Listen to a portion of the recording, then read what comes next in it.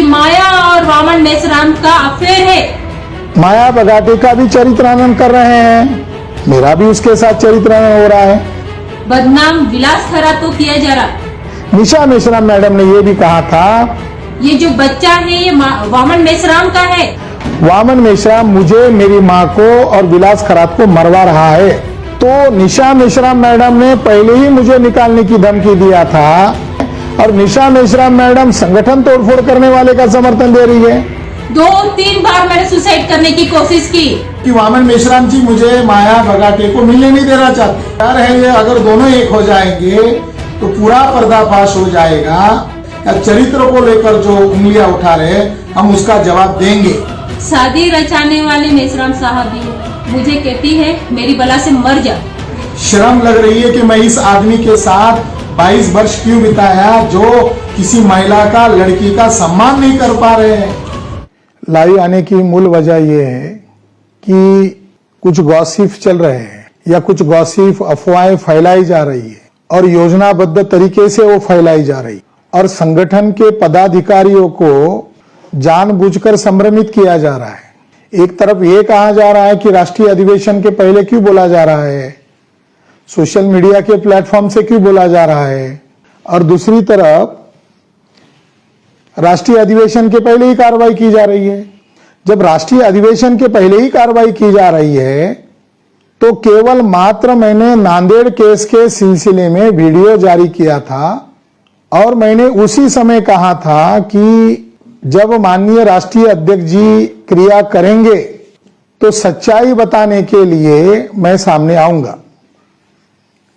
जैसे कि परसों उन्होंने क्रिया की है, विलास खरात तोड़फोड़ कर रहे हैं, ये मुझ पर आरोप लगाया है और माया बगाटे निर्दोष है, ये भी उन्होंने टिप्पणी की है। अगर माया बगाटे निर्दोष है तो विलास खरात कैसे दोषी है, सवाल है। गॉसिप फैलाई जा रही है चरित्रानंद की। लोग मुझे कई सारे सवाल कर रहे हैं उन गॉसिप को आधार बनाकर। मेरे हिती चिंतक, मेरे दोस्त इन गॉसिप पर यकीन नहीं कर रहे हैं, मगर सभी लोगों के मन में, इंडिया में और इंडिया के बाहर के भी लोगों में यह सवाल खड़ा हो रहा है कि विलास खरात जैसे 22 साल पूर्णकालीन प्रचारक के तौर पर रहे व्यक्ति को संगठन से आखिरकार क्यों निकाला जा रहा है, निकालने के पीछे क्या मंशा है। क्या बैठकर इस मामले को सुलझाया नहीं जा सकता था। मैं बाम से भारत मुक्ति मोर्चा तमाम ऑफिसर विंग के कार्यकर्ता पदाधिकारियों को सैल्यूट करता हूं कि वो इस उम्मीद पर है कि इस मामले को सुलझाया जाए। विवाद नहीं होना चाहिए, मगर आनन फानन में, जल्दबाजी में मुझको इसीलिए निकाला गया ताकि मैं ही सच्चाई लाऊंगा। अंदर रहते हुए भी सच्चाई आने वाली है, बाहर निकाल दिया जाएगा तो बदनाम कर दिया जाएगा और बदनाम करने वाला दृष्टिकोण प्रस्तुत कर दिया जाएगा तो लोग उसकी बातों को यकीन नहीं करेंगे, मानेंगे नहीं।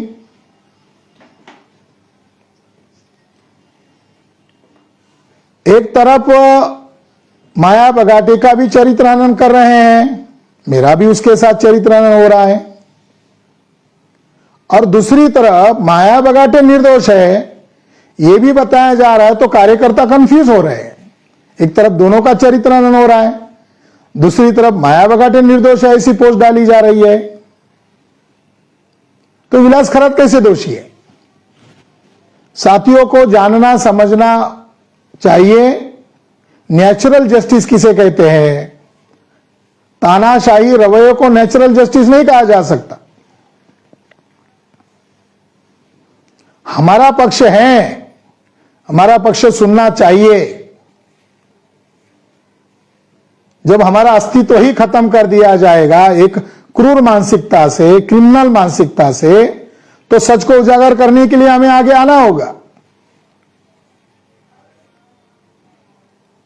जिस व्यक्ति ने मेरा पारिवारिक जीवन बर्बाद किया, मेरा सोशल लाइफ बर्बाद किया, मेरे जीवन में अघटित घटनाओं का निर्माता वही है, उसके बारे में मुझे बताना शर्मिंदगी नहीं होगी, क्योंकि सच को मुझे बताना होगा। एक चौथे व्यक्ति को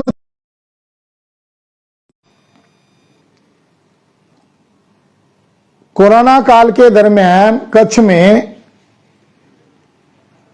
अंबेडकर जयंती का कार्यक्रम आयोजित किया गया था। उसके लिए माननीय मेश्राम साहब ने मुझे वहां भेजा था। बाद में निशा मेश्राम मैडम और उनकी मां वहां आई थी। ग्राउंड पर कार्यक्रम था। ऐन वक्त पर ग्राउंड का कार्यक्रम कोरोना संक्रमण के भय से सरकार ने रद्द करवाए थे गुजरात स्टेट ने।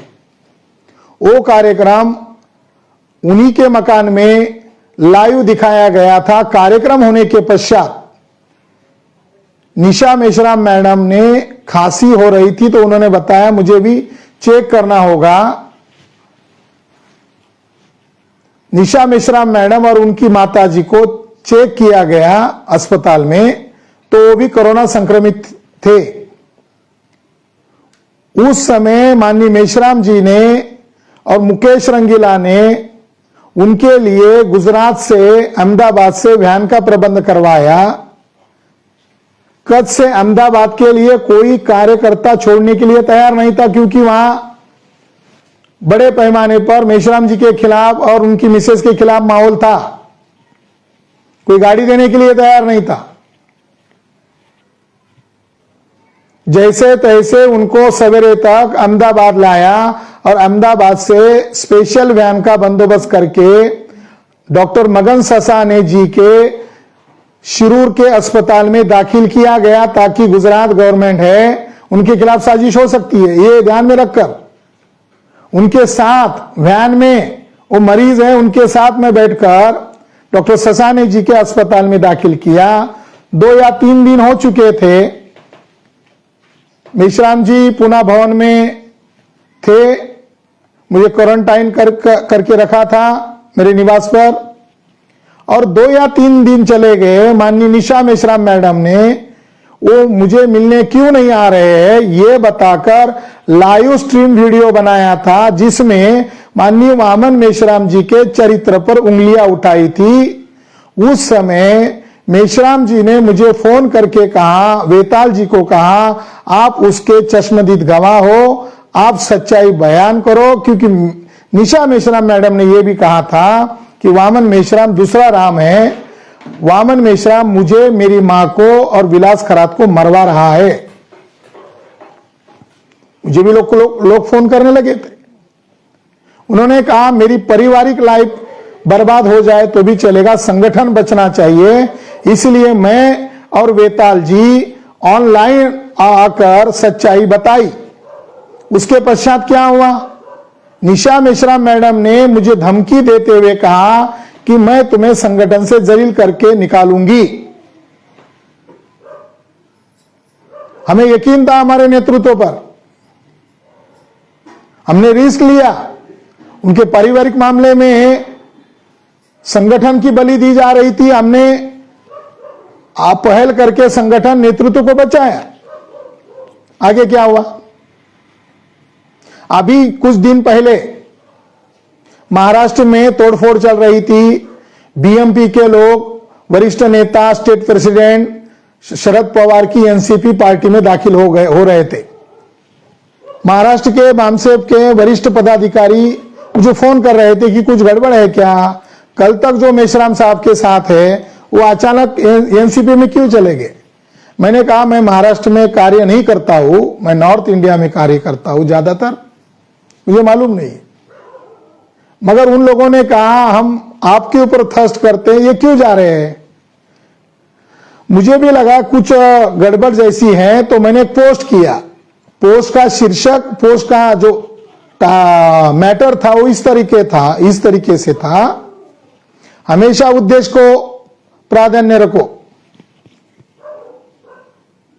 भावनात्मक फैसले नहीं लेने चाहिए व्यक्तिवादी बनकर, हमेशा संगठन, उद्देश्य, नेतृत्व, विचारधारा को महत्व दो। और जो लोग चले गए उनके बारे में व्यंग करते हुए कहा, ऐसे लोगों के लिए हार्दिक श्रद्धांजलि, भावपूर्ण श्रद्धांजलि की बजाय हार्दिक श्रद्धांजलि ऐसा शब्द प्रयोग किया। लोगों ने उसको खूब लाइक शेयर किया, लोगों ने कमेंट आए, कार्यकर्ताओं ने इस बात को अप्रिशिएट किया। 2 घंटे के पश्चात निशा मेश्राम मैडम द्वारा पोस्ट डाली गई, जिसने आज हार्दिक श्रद्धांजलि दी है, जिसने आज श्रद्धांजलि दी है, कल उसके लिए एडवांस में श्रद्धांजलि।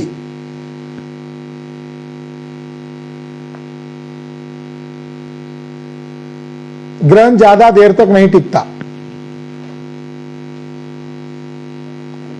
तो निशा मेश्राम मैडम ने पहले ही मुझे निकालने की धमकी दिया था और उनके दूसरे इस कमेंट से कार्यकर्ताओं में प्रतिक्रिया शुरू हुई कि मेश्राम साहब और खराज सर संगठन बचाने का काम कर रहे हैं और निशा मेश्राम मैडम संगठन तोड़फोड़ करने वाले का समर्थन दे रही है। उनके कमेंट को स्क्रीनशॉट किया और मराठी में कैप्शन डाला तोड़फोड़ करने वाले लोगों के द्वारा, कि मराठी में यह लिखा था, मैडम ने फारच जबरदस्त पाचर मारलेली आहे बुआ। विलास खरात अब बड़ा हो गया है, किताबें लिख रहा है, भाषण कर रहा है, वो हमारे नजर में खल रहा है। लोग उसको वामन मेश्राम जी का अल्टरनेट मान रहे हैं। मैं और मेरे पति ने ही उसको निकालने का प्लान किया है। मैं आभारी हूं उस महिला कार्यकर्ता का जिसने परसों मुझे ये जानकारी दी।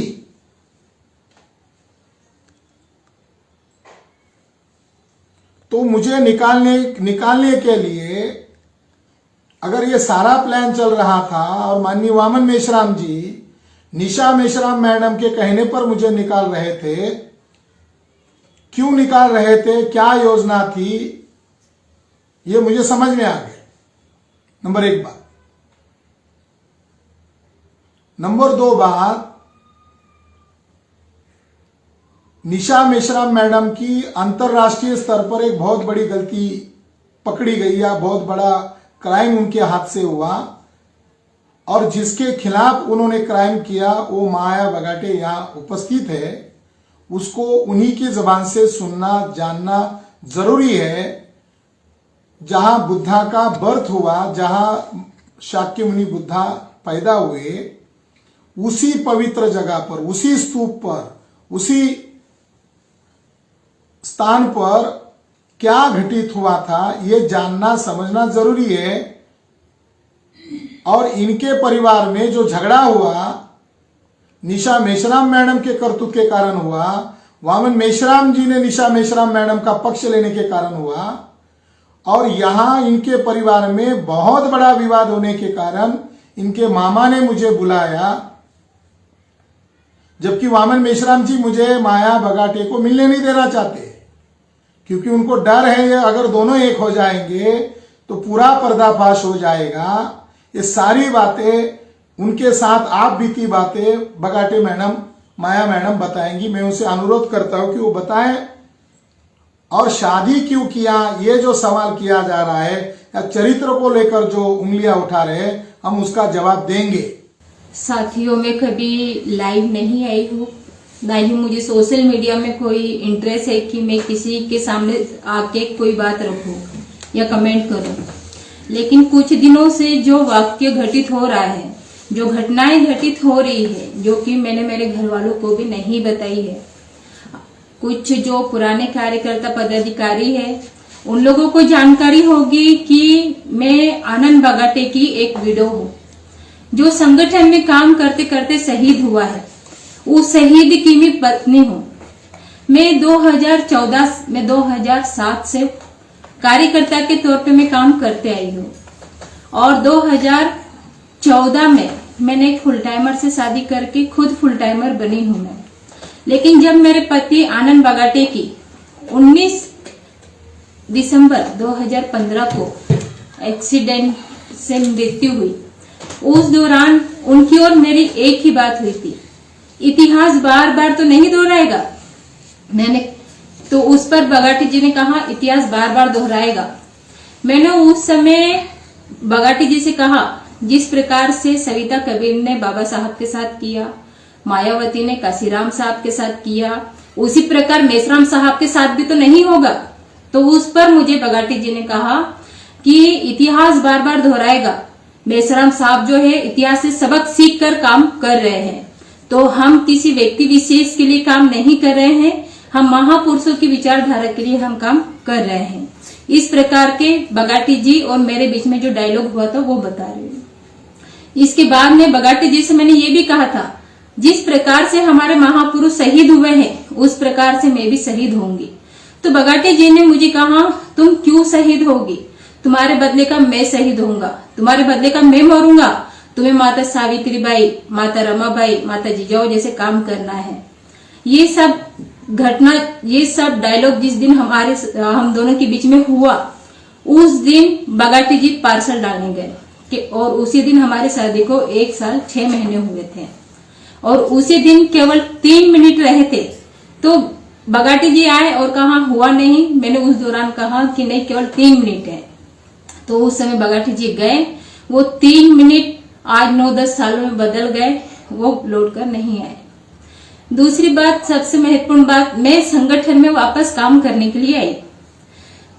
उसके पीछे का कारण है कि बगाटी जी और मेरा जो डायलॉग हुआ वो कारण है जिसकी वजह से मैं संगठन में वापस आई। नहीं तो कोई विधवा या कोई बहन या कोई बेटी संगठन में वापस या घर से बाहर कदम नहीं निकालती है। लेकिन मैं 1 महीना 10 दिन में संगठन में आके काम करने लगी, अपने आप को संभालने लायक नहीं थी।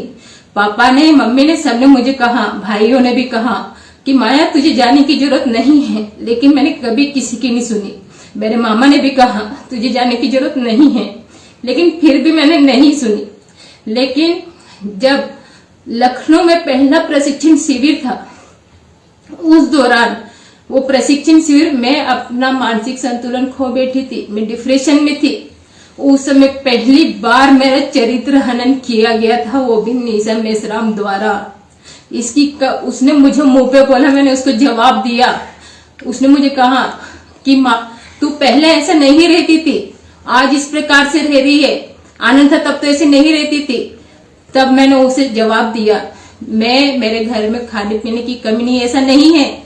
मैं संगठन में आई हूँ, क्यों आई हूँ, बगाटी जी और मेरा जो आखिरी का डायलॉग हुआ है उसकी वजह से मैं संगठन में काम करने के लिए आई हूँ। मैं नहीं तो मैं यहाँ पर नहीं आती। मैं ये हम उस दिन पहली बार निशा मेसराम ने मेरा चरित्र हनन किया। मेसराम साहब ने मेरा मोरल हमेशा बढ़ाया, लेकिन एक महिला होती है, महिला का दर्द समझती है, लेकिन मेरा दर्द उस समय किसी ने नहीं समझा। मुझे दूसरों ने सहारा दिया, लेकिन उसने उस समय मुझे तोड़ के रख दिया था। जिस समय मुझे केवल 2 महीना हुआ था मेरे पति को जाके, यही नहीं, इसके अलावा भी मेरे साथ बहुत बार यानी कि चरित्र हनन को लेके बहुत सारी टीका टिप्पणी की। मुझे 2016 में 19 दिसंबर 2015 में मेरे पति आनंद बगाटी की मृत्यु हुई, वो भी एक्सीडेंट होने की वजह से वो शहीद हुए लखनऊ में। और उसकी वजह से वो होने के बाद में फरवरी माह में 1 महीना 10 दिन में मैं वापस आई 2016 में ही मुझे पूना में भेजा गया। उस समय मैं इतना डिप्रेशन में थी, खुद को संभालने लायक नहीं थी, लेकिन उस दौरान भी मेरे चरित्र पर उंगली उठाई गई। ये इसका सर दर्द देता है, इसको चक्कर आते हैं, इसकी शारीरिक हवस पूरी नहीं हो रही, इस वजह से इसके साथ ऐसा हो रहा है, ऐसा निशा मेसराम ने मुझे कहा। मैंने इसकी लिखित कंप्लेंट की और उसका मेरे पास अभी भी रिकॉर्ड है उसका। किसको की? मैंने मेसराम साहब के पास में वो लेटर दिया। मैं उस समय संभालने लायक भी नहीं थी। मैंने BM कामले, ज्योति बनकर इनको कहा मेरे ऊपर ऐसा आरोप लगाया जा रहा है, ऐसा लग रहा है मैं सुसाइड कर लूं। मैं इस तरीके के आरोप सहन नहीं। कहा कि बेटा तुम क्यों रही हो, तुम आनंद करो, इस प्रकार से मुझे कहा गया। तो मैं उस समय भी अपने आप को संभालते संभालते मैं काम किया, काम करते रही। मैं कभी किसी को कुछ कहा नहीं, बाहर किसी को मैंने कभी किसी को कहा भी नहीं कि मैं किसी की विडो हूं या मैं क्यों। हर समय मैंने अपने काम से सिद्ध किया। मुझे प्रोत्साहन भी दिया गया जो हमारे सीनियर है उनके द्वारा। लेकिन जैसे जैसे समय गुजरता गया, अभी मैं ज्यादा दूर ना जाते हुए, मेरे साथ बहुत कुछ हुआ है। अगर मैं बताने जाऊंगी तो पूरी रात हो जाएगी। मैं अभी इसी साल की घटना बताऊंगी आपको। सीईसी मीटिंग थी, जो दिल्ली में पहली सीईसी मीटिंग थी, उस मीटिंग में इसके पहली वाली बताओ। सीईसी मीटिंग थी, उस दौरान निशा मेश्राम, ये सभी लोग गढ़वाल भवन में वो मीटिंग थी। अच्छा। गढ़वाल भवन में वो मीटिंग थी। मैं किचन में गई, किचन में पानी लेने गई। उतने में निशा मेश्राम एकदम पीछे मुड़ी, उसने मेरे पेट को चाकू लगाया और मैंने कहा, अरे आप ऐसे क्यों करी हो, मर जाऊंगी ना। मुझे कहती है, मेरी बला से मर जा, छत पे से कूद जा। इस प्रकार के उन्होंने डायलॉग किए। मैंने कहा, ऐसा करके आपको क्या हासिल होगा? तो वो मुझे कहती है, तू शादी क्यों नहीं कर लेती है? मैंने उस समय कहा, मैं एक शहीद की विधवा हूं, किससे शादी करना है शादी नहीं करना है ये मेरा अधिकार है, इतना के और मैं शादी नहीं करूंगी, मेरा राइट है, मैं किसी के दबाव में आके शादी नहीं करूंगी। इस प्रकार से मैंने उन्हें कहा और निकल गई। यही वार्ता वहां पर नहीं थमी। उसके बाद भी उन्होंने कई बार भवन में आई। जिस दिन रानी की मृत्यु हुई उस दिन निशा मेश्राम, बीके केनिया, पुखराज और भी हमारे हेम सिंह राहुल, मेश्राम साहब भी जस्ट सीढ़ी गेट के पास ही खड़े थे। निशा मेश्राम मुझे कहती है, तू मरी नहीं अभी तक, जिंदा है। इस तरीके का उन्होंने कहा। मैंने उनको इग्नोर करके मेश्राम साहब को लेटर देके मैं अंदर चली गई। और उसी दिन रवीन रानी की मृत्यु हो गई। उनका जिस दिन बर्थडे था निशा मेश्राम जी का, उस दिन भी उन्होंने मुझे इसी प्रकार का कहा, तू मरी नहीं अभी तक, जिंदा है, मर जा जाके, नहीं तो एक दिन मैं ही तुझे मार दूंगी। मैंने ये सभी बातें, एक एक बातें मैंने डीआर ओहल सर को बताई, मैंने खरा सर को बताई, ज्योति बनकर को बताई कि मेरे साथ ऐसा ऐसा हुआ। और मैंने यही सब बातें मेश्राम साहब को भी बताई। लेकिन मैंने मेरे घर वालों से कभी शेयर नहीं की, कभी किसी को नहीं बताया, क्योंकि उनका संगठन के प्रति और मुझे लेके बहुत सिक्योर थे। लेकिन आज जो समाज में कार्यकर्ताओं के बीच में जो बदनामी हो रही है, उस बदनामी की वजह से आज मुझे लाइव आना पड़ा। क्यों आना पड़ा, उसके पीछे भी कारण है। नेपाल में जो प्रशिक्षण शिविर, राष्ट्रीय प्रशिक्षण अंतरराष्ट्रीय प्रशिक्षण शिविर आयोजित किया गया था, उस प्रशिक्षण शिविर के मैनेजमेंट की पूरी जवाबदारी मेरे पास थी, डॉक्टर विलास खरा सर के पास थी और माननीय डीडी अंबाजी जी के पास में थी। लेकिन सभी चीज का चार्ज मैं देख रही थी, क्योंकि वामन मेश्राम साहब को इन सभी चीजों के बारे में अपडेट देना, निर्णय लेना और उस काम करवाना, ये सभी जिम्मेदारी मेरे पास थी और उसी हिसाब से किया भी। मैं एक लड़की होके अंतरराष्ट्रीय स्तर पे मैंने राष्ट्रीय प्रशिक्षण शिविर की तैयारी को अंजाम दिया। लेकिन उसके बदले में मुझे क्या मिला? उसके बदले में मुझे 22 सितंबर 2024 को थप्पड़ पड़ा, पिटाई की, थप्पड़ पड़ा, यानी मेरी पिटाई की। दोस्त क्या था मेरा कि मैंने, सभी थे वहां पे, भोपाल के लोग थे, एमपी के लोग थे, कसाई होटल में की, वो भी जापानीज होटल है। मेरा दोस्त क्या था कि मैं लड़की होके वहां पर मैनेजमेंट का काम देख रही थी। मेश्राम साहब, पहले निशा मेश्राम और उसकी माँ, वो दोनों आई, पीछे जस्ट मेश्राम साहब थे, उसने आई और कहा, तू चाहती क्या है? आके मुझे पीटने लगी। मैंने मेश्राम साहब को आवाज दिया, साहेब साहब तुरंत गाड़ी में जाके बैठ गए। ये सब घटना देखी मैंने, आजू बाजू देखा और मैं एकदम भागते हुए गई और वहां रोने लगी मैं कि मेरा दोष क्या था, मेरा कसूर क्या था। मैं लड़की होके काम कर रही हूँ, उसका मुझे प्रोत्साहन मिला है। उतने में डॉक्टर विलास खरात जी आए और मुझे समझा रहे हैं, मैडम ऐतिहासिक जगह है, मैडम यहाँ पर इस तरीके से आप तमाशा मत कीजिए। मैंने उनसे भी यही कहा था, मेरा दोष क्या है, क्या कसूर था मेरा जो उसने मुझ पर हाथ उठाया, क्या गुनाह किया था मैंने। इस तरीके से डॉक्टर बाबा साहब अम्बेडकर जब नेपाल गए थे 1956 में, उस दौरान सविता कबीर ने भी ये घटना, ये इसी तरीके की वारदात की थी। उसने कार्यकर्ताओं के बीच में कार्यकर्ता की बीबी के साथ में बदतमीजी की, झगड़ा किया। बाबा साहब वहां से निकले और वहां इंडिया आने के बाद उनकी हत्या हो गई। यही सब बात मैंने डॉक्टर विलास खरात को कहा, आप मुझे मत बताओ, मैं लोगों को समझाती हूँ, लोगों को मोटिवेट करके संगठन से जोड़ती हूँ, तो आप ये बातें मुझे मत बताओ। वही घटना, इतिहास फिर वही दोहराया। उस समय सविता कबीर ने किया, इस समय निशा मेश्राम ने मेरे साथ में किया। उस समय रोई मैं सुसाइड करने वाली थी। मेरे घर के एक व्यक्ति को नहीं पता था कि मैं क्या करने वाली हूँ, ना मेरी मम्मी को पता था, ना बहन को पता था, न किसी को, केवल पता था मेश्राम साहब को। वहां पे जो विशाल बाबू गौतम, मनोज जेगड़ी, ये 4-5 जो लोग थे, उन सभी लोगों को डीडी अंबादे जी को भी बताया। उस समय भी उन्होंने चरित्र हनन किया मेरा। गलती क्या, केवल लड़की होके अंतरराष्ट्रीय स्तर पर मैनेजमेंट कर रही थी। मुझे हर चीज परोसी हुई नहीं मिली है, संघर्ष करके मैं यहाँ पे इस मुकाम पे पहुंची थी मैं। और यही नहीं, इन सब चीजों को ध्यान में रखते हुए मुझे मोटिवेट किया जा रहा था, मैडम आप शांत रहिए, शांत रहिए। मैंने डॉक्टर विलास खरात को कहा, मैं आई जरूर हूं, मैं मैनेजमेंट देखूंगी, मैं ये 5 दिवसीय प्रशिक्षण शिविर को मैं सक्सेस करूंगी, लेकिन यहां से जाऊंगी मैं अकेली नहीं, मुझे कंधों पे लेके जाना होगा तुम लोग को। इस तरीके का मैंने उस दिन डॉक्टर विलास जी को कहा। यही सब बातें मैंने डॉक्टर विलास खरात ने साहब को बताई।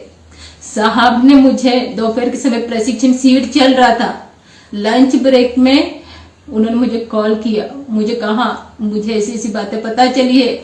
मैंने कहा ये सही है, मैं करने वाली थी, मेरे साथ जो हुआ है वो अमानवीय है, किसी के साथ नहीं होना चाहिए। मेरे कोई पापा नहीं है, मेरे कोई पति भी नहीं है, ना मेरे मम्मी पापा साथ में है, ना बहन थी मेरे साथ में, लेकिन फिर भी मेरे साथ में ऐसा हुआ क्यों? क्योंकि मैं अकेली थी वहां पे।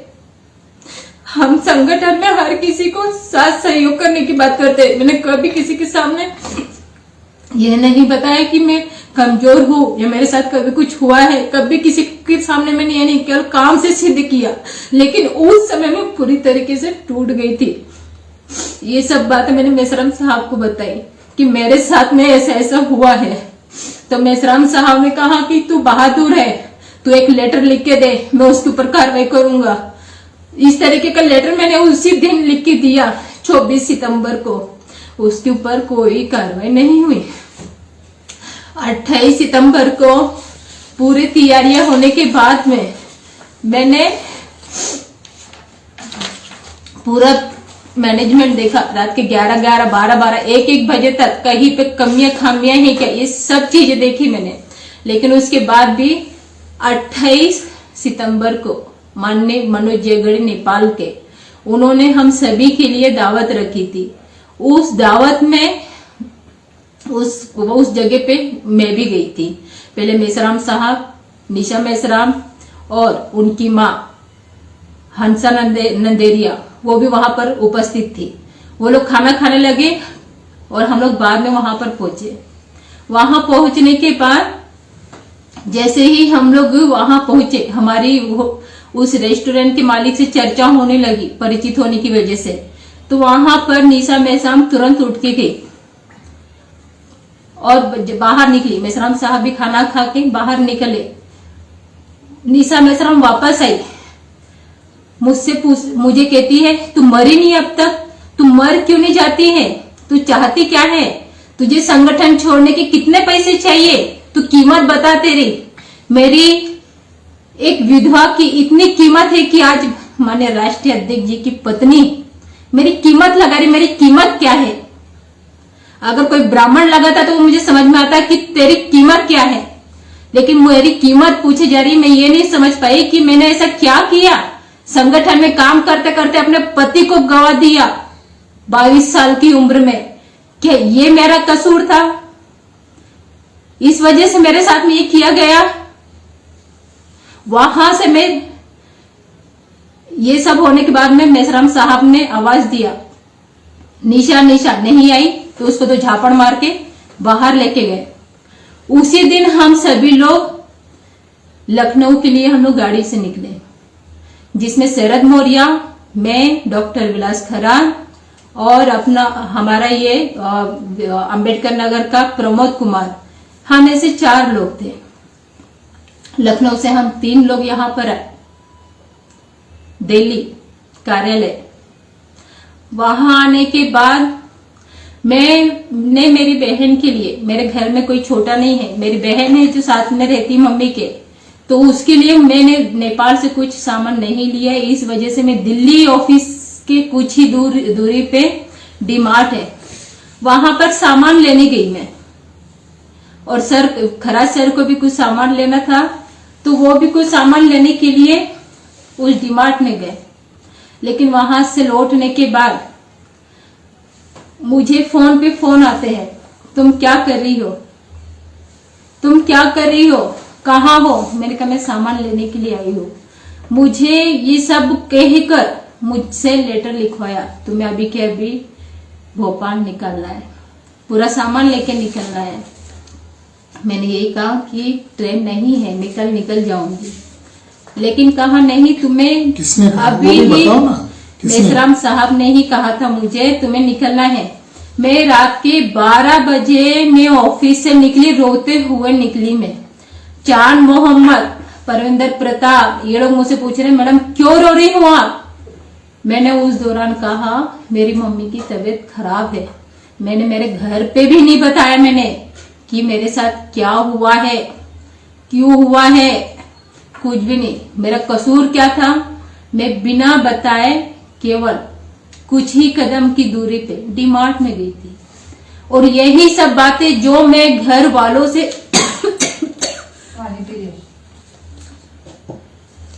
छुपाते हुए आई, किसी को नहीं बताया, वो आज मामा जी के माध्यम से, अन्य कार्यकर्ताओं के माध्यम से बताया जा रहा है। घर में मेरे घर वाले चिल्ला रहे हैं, कल से परेशान हैं कि क्या चल रहा है।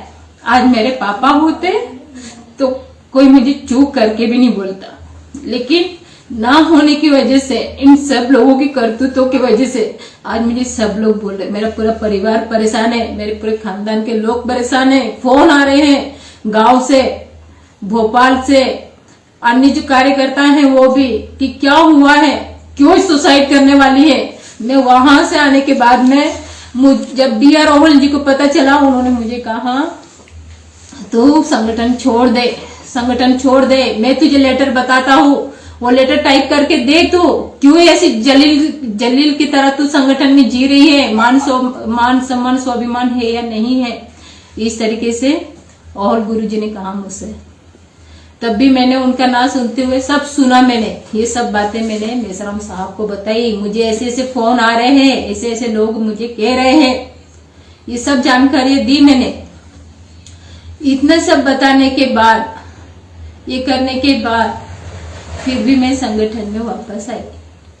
संगठन में मैंने काम किया और करते हुए आई हूं मैं, कभी नहीं। लेकिन आज मेरा इच्छा मरण वाला संदर्भ क्या है? इच्छा मरण वाला संदर्भ यही है कि मैं वहां से आई, मुझे वो जीने नहीं दे रहा। जो नेपाल में मेरे साथ घटना हुई, कभी मेरे माँ बाप ने मुझे चू करके नहीं कहा, लेकिन आज मुझे नेपाल से बेइज्जत करके मुझे भगाया गया। नेपाल तो छोड़िए, मुझे न्याय की उम्मीद थी। मैं नेपाल से दिल्ली आई, दिल्ली से मुझे रात के 12 बजे भोपाल के लिए भेजा गया, जहां ट्रेन की सुविधाएं नहीं थी, बस नहीं थी। पूरी रात मैंने रेलवे स्टेशन पे काटी।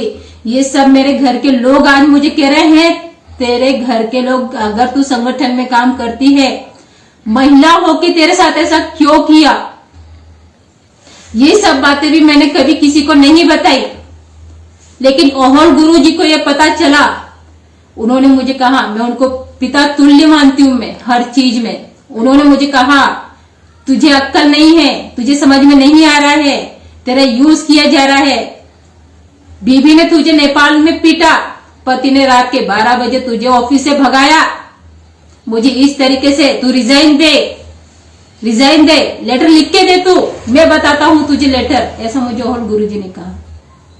लेकिन फिर भी मैंने उनमें से किसी का भी नहीं सुना। ना सुनने का कारण आज मुझे पता चल रहा है, मैं अगर उस समय लिख के देती या संगठन में छोड़ देती तो आज मेरी इतनी राष्ट्रीय स्तर पर बदनामी नहीं होती। उस बदनामी की वजह से मेरे घर के लोग परेशान हैं, बहुत ज्यादा परेशान हैं। मेरी मम्मी जो मेरी एक बात ये नहीं करती थी, आज वो मुझे लेके अनसिक्योर है। मेरे घर पे 8-10 दिन से ठीक से खाना भी नहीं खाया जा रहा है। मेरा शुगर, मेरी एज कोई ज्यादा नहीं है, 33 है, लेकिन मेरा शुगर अभी दिन ब दिन ये जो घटनाएं हो रही है उस वजह से मेरा शुगर 236, 224 इस तरीके से हो रहा है। मुझे कॉल कर करके परेशान किया जा रहा है।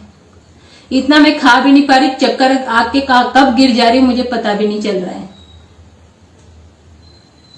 ये सभी घटनाएं मेरे घर वाले देख के पत्र दिया, उसका क्या जवाब आया, ये इम्पोर्टेंट है ना। मेरे किसी पत्र का कोई जवाब नहीं आया है सर, मेरे किसी भी चीज का कोई जवाब नहीं आया है, ना ही किसी ने कुछ दिया है। जब तक लिया क्या मैटर है, वो इसी चीज को ध्यान में रख के किया गया है और कुछ नहीं है। मतलब वो ड्रामा है या सच्चाई है? ये तो मेसराम साहब ही, सच्चाई बताओ। ये मैं अभी तक मैंने ये जो घटनाएं बताई है, इन सब से सब आकलन निकाल सकते हैं कि रियलिटी क्या है, सच्चाई क्या है। क्योंकि मैं यहाँ पर किसने क्या ड्रामा किया ये बताने के लिए मैं लाइव नहीं आई हूँ, लेकिन मेरे परिवार की इज्जत रास्ते पे मारकर मैंने अपने पति को खोकर जो कमाया वो नहीं लगता मैंने कमाया। क्यों नहीं कमाया? क्योंकि आज उसी की पत्नी की इज्जत कार्यकर्ताओं के बीच में राष्ट्रीय स्तर पर पत्रों के माध्यम से नीलाम की जा रही है। तो मैं कैसे कहूं कि मैंने कुछ कमाया है? किस हद से कहूं मैंने कमाया है? मेरी मेसराम साहब के माध्यम से मैं कहीं जाती भी हूँ, मेसराम साहब को एक एक जानकारी देके जाती हूँ। मैं अगर मैं मोबाइल में रिचार्ज करवाने जा रही हूँ तो उनको बता के जाती हूँ मैं कि मैं रिचार्ज करवाने जा रही हूँ। जब डॉक्टर विलास खराज जी से 29 अक्टूबर को मेरी शादी हम करने वाले थे, ये जानकारी भी मेसराम साहब को दी गई थी कि खराज सर ने शादी का ये डेट बताई है, इस तारीख को हम शादी कर रहे हैं। उस समय भी उन्होंने मुझे इस चीज के लिए प्रोत्साहित किया, ठीक है तुम करो शादी, विलास से उचित और कोई व्यक्ति नहीं है तुम्हारे लिए, तुमने शादी करना चाहिए, अच्छी बात है। उस समय उन्होंने मुझे पैसे भी दिए कि बेटा जाओ, जाके शादी के लिए कपड़े लेके आओ। और मैं वहां से निकलकर 27 को निकलकर 28 तारीख को भोपाल आई। भोपाल आके कार्यकर्ताओं से शादी के मैनेजमेंट के लिए बात की मैंने। बात करने के बाद हम लोगों ने 29 तारीख को शादी की, लेकिन आज वही कार्यकर्ता पदाधिकारी लेटर के माध्यम से, फोन के माध्यम से कह रहे हैं कि माया प्रेग्नेंट है 5 महीने की।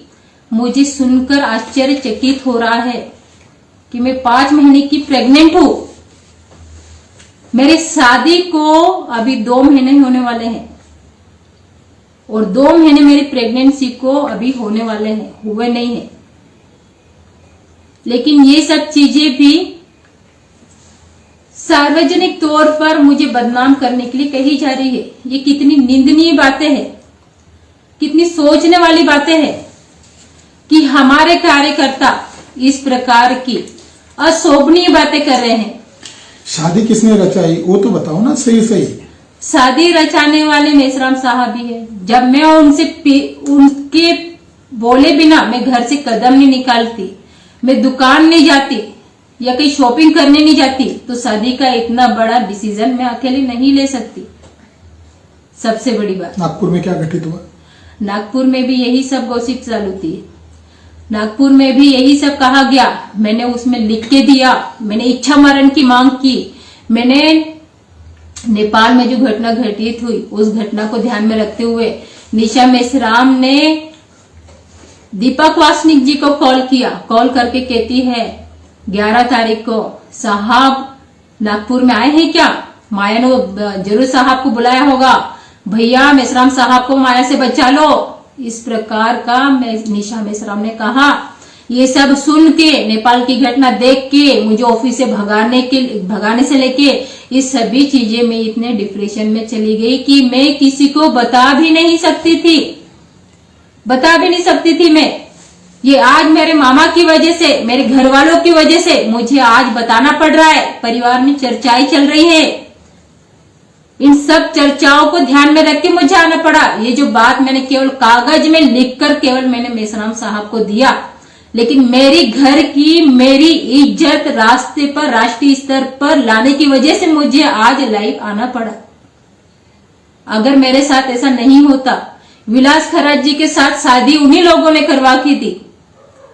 बदनाम विलास खरात तो किया जा रहा, लेकिन नाम तो उसमें मेरा भी है ना। ये नहीं है मेरा नाम उस लेटर में, यह उल्लेख नहीं है मेरा उस लेटर में। उस लेटर में मेरा उल्लेख है। विलास खरात ने अगर कहा मेरी पत्नी को मैंने बच्चा गिराने के लिए कहा, उसमें भी मेरा नाम है। और उसी चीज को कहा जा रहा है कि माया 5 महीने की प्रेग्नेंट थे। जब शादी को ही 2 महीने हो रहे हैं तो प्रेगनेंसी को 5 महीने कैसे हुए? कौन सा भाई, मैं संगठन की बेटी हूं, तो कौन सा भाई, कौन सी माँ, कौन सा पिता अपनी बेटी की इज्जत ऐसे रास्ते पे लाता है या बदनाम करता है?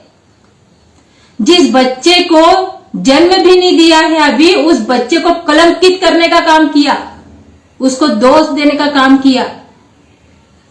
निशा मेश्राम ने सभी जगह पे कहा, सभी लोगों से कहा कि माया और वामन मेश्राम का अफेयर है।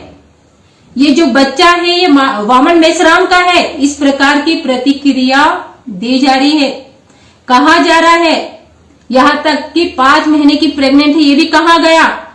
मैंने इसी के संबंध में मैंने निशा मेश्राम को एक लेटर लिखा। उस लेटर में मैंने पूछा आखिर ये सब बातें कही जा रही है। मैंने नाम के साथ में लिखा, जिसमें अहोल गुरुजी, राहुल बोर्डे, मुकेश रंगीला और भी बहुत सारे कार्यकर्ता हैं जिनके पास कहा है। उनसे मैंने स्पष्टीकरण मांगा। कॉपी 2 मैंने मेश्राम साहब को मैंने दिया। मुझे अपेक्षा थी कि निशा मेश्राम मुझे वो जवाब देगी ताकि मैं सिद्ध कर सकूं, मैं बोल सकूं। खरस सर ने भी मुझ पर उंगली उठाई तो मैंने कहा मैं जवाब नहीं दूंगी, वो लेटर मेरा जवाब देगा। इस तरीके से मैंने कहा, लेकिन मुझे कोई जवाब नहीं मिला, किसी प्रकार का जवाब नहीं मिला। मुझे सचिवालय से ही लिख के मिलता है कि ये सब है, आपका इस्तेमाल किया जा रहा है, विलास खरात आपका इस्तेमाल कर रहा है, यूज एंड थ्रो। ये जो बोली भाषा है ये आपकी नहीं है, मुझे मेश्राम साहब ने तैयार किया है, ओहल गुरुजी ने तैयार किया है।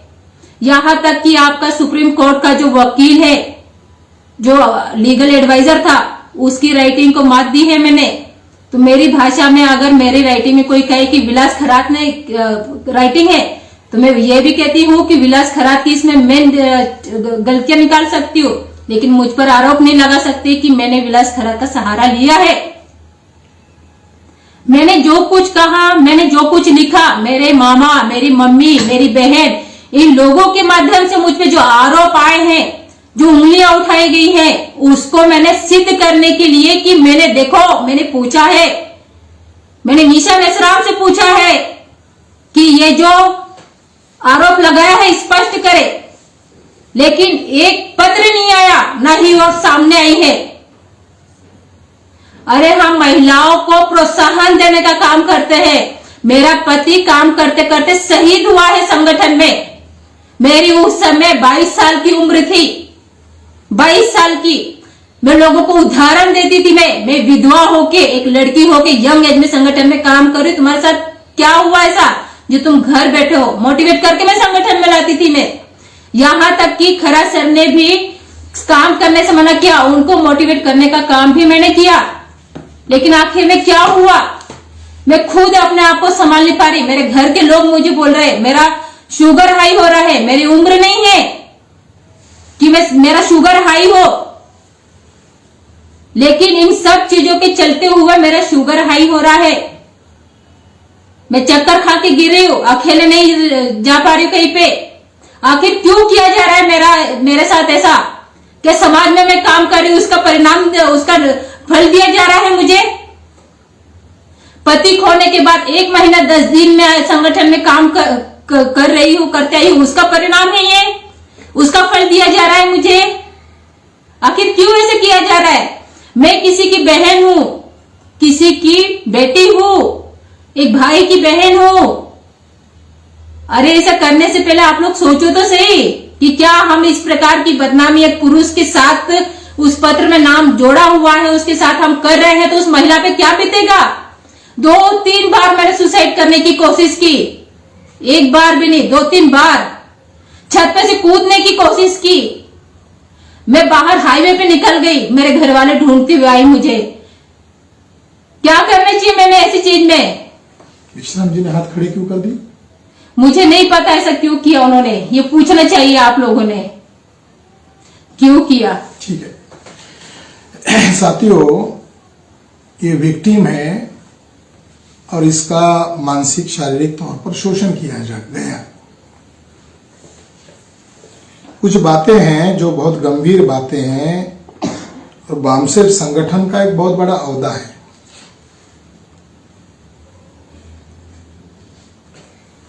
आजादी की बातें की जा रही है, व्यवस्था परिवर्तन की बातें की जा रही है, और जिनके द्वारा ये बातें की जा रही है उन्हीं के द्वारा ये शोषण हो रहा है। 22 साल तक मैं अंधभक्त था उनको महापुरुष के तौर पर प्रस्तुत कर रहे थे। मैंने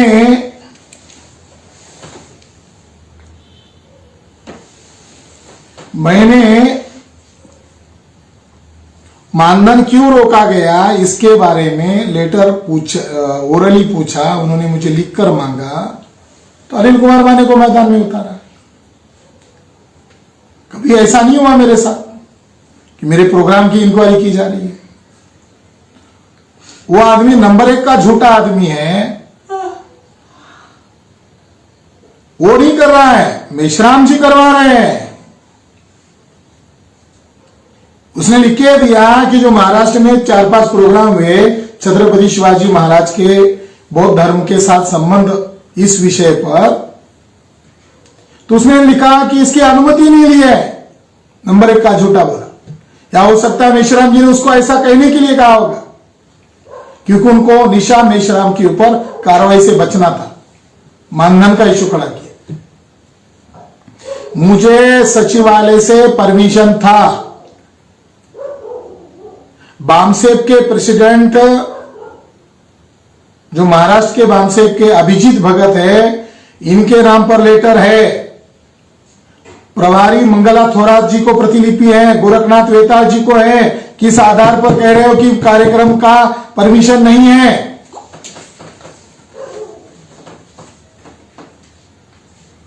कभी ये कहा जा रहा है कि आपने कॉन्सेंट्रेशन नहीं किया, राष्ट्रीय अधिवेशन पर कॉन्सेंट्रेशन नहीं किया।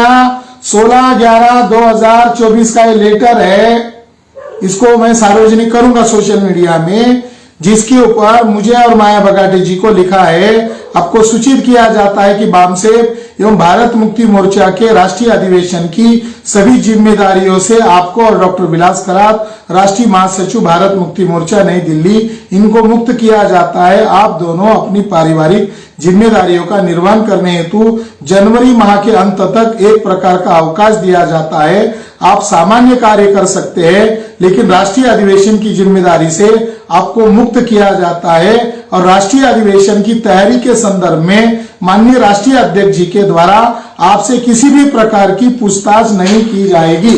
ये लेटर बामसेब सचिवालय से आया है। मैं जब काठमांडू गया तो काठमांडू में रुपेश वसाडे का व्हाट्सएप पर कॉल आया, आपको अर्जेंट एक लेटर आया है जिसमें ये लिखा गया है कि आप केंद्रीय सचिवालय बामसेब के द्वारा अनुमति न लेकर काठमांडू के प्रोग्राम में गए हो। मेरा पूरा शेड्यूल बना के दिया है उन्होंने सचिवालय के अथॉरिटी लेटर पर, जिसमें बालाघाट का प्रोग्राम है, शेड्यूल का प्रोग्राम है, और उसके बाद नागपुर टू दिल्ली जाना है, दिल्ली से काठमांडू जाना है, काठमांडू से भोपाल आना है वाया दिल्ली। कैसे कह रहे हैं अनुमति नहीं है? जब ये झूठे एक ही मेरे मानधन रोकने के लिए अलग अलग बातें उठाई जा रही थी, तो मैं वहीं से उनको जवाब दिया कि ये मानधन का मामला नहीं है, ये निशा मेश्राम मैडम को बचाने का मामला है। इसलिए मैंने वहीं से माया बगाटे के द्वारा व्हाट्सएप पर एक मैसेज किया और कहा ये मेश्राम साहब को पढ़ के बताओ। तो उसमें उन्होंने उनको बताया, जिसमें मैसेज ये था कि निशा मेश्राम मैडम ने मुझे श्रद्धांजलि दी एडवांस में और माननीय मेश्राम साहब ने उसको अनुमति दी। मैं दोनों पति पत्नी का आभारी हूं और मैं कहा इंडिया में आकर मैं इसका जवाब दूंगा। मेश्राम जी ने माया बगाटे को कहा अगर उसने अभी के अभी लिख के नहीं दिया तो अभी मैं पिछवाड़े लात मार के निकाल दूंगा। मेरे लेटर देने के बाद ये नाटक किया गया कि अभी हम कुछ कार्रवाई कर रहे हैं निशा मेश्राम के ऊपर। मुझे जो नौ पढ़ने का जो लेटर लिखा प्रचार कर रहे हैं, सचिवालय के आवाजाव नंबर से मैं उनकी बातों को नकार रहा हूं कि आपका सचिवालय मुझे अनुमति दे रहा है, आप झूठे आरोप लगा रहे हो। उसमें यह लिखा गया है कि इसके आगे संगठन में रहकर कार्य आप करने वाले नहीं हैं, इसलिए आप अंदर रहकर भी कुछ नहीं कर सकते हो, बाहर ही रहो और साथ में माया बगाटे को लेकर मत जाओ। माया बगाटे को लेकर गए तो तोड़फोड़ माना जाएगा। मुझे बड़ा आश्चर्य लग रहा है कि जो राष्ट्रीय अध्यक्ष ये लेटर फैला रहे हैं उन्होंने हमारी शादी लगवा दी। लोग सवाल पूछ रहे हैं शादी कैसी हुई, बताना जरूरी है। उन्होंने मेरे ऊपर बहुत बड़ा गंभीर आरोप लगाया, 22 साल फुल टाइमर की जिंदगी लगाकर तोड़फोड़ का आरोप लगाया। मैं संगठन को तोड़फोड़ नहीं कर रहा हूं, निशा मेश्राम मैडम तोड़फोड़ कर रही है और तोड़फोड़ क्यों कर रही है ये देश भर के लोगों के सवाल है और माननीय मेश्राम जी उसके बातों पर यकीन करके सभी लोगों को निकाल क्यों रहे हैं, यह सवाल है।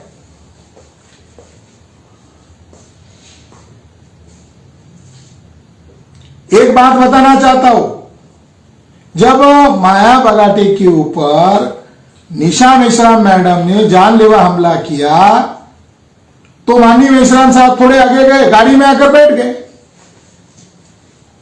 वहां मैं उपस्थित था, मैं नीचे उतरा, हमारे जयगढ़ी दोस्त हैं, वो जो ड्राइवर था विशाल बाबू, उसको मैंने कहा इन दोनों को हाथ पकड़कर वो उनकी जो कमरा है, रूम है, उसमें धकेल दो और बाहर से दरवाजा लगा दो, वहां चिल्लाने दो, यहां इंटरनेशनल प्लेस पर बदनामी हो रही है।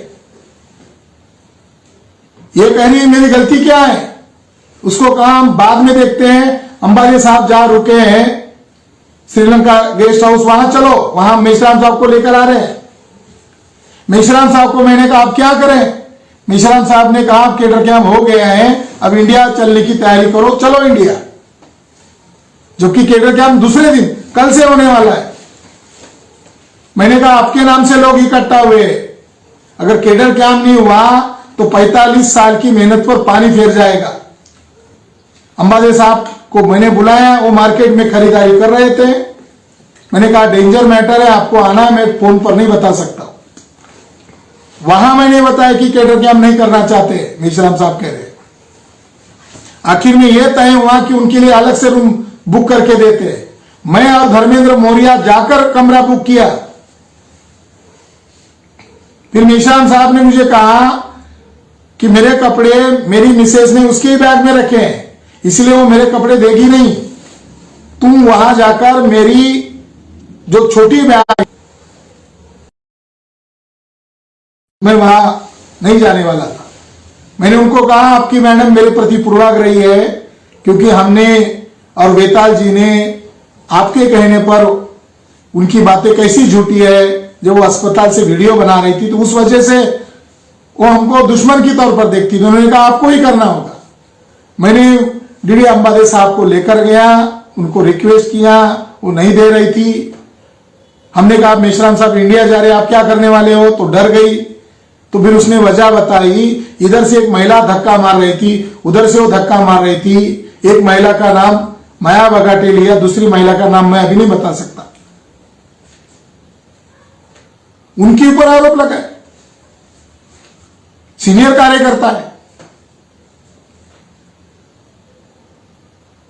तो फिर बाद में हमारे गाड़ी में आकर बैठ गए, मेश्राम साहब के होटल तक आ गए, अंदर रूम में चले गए।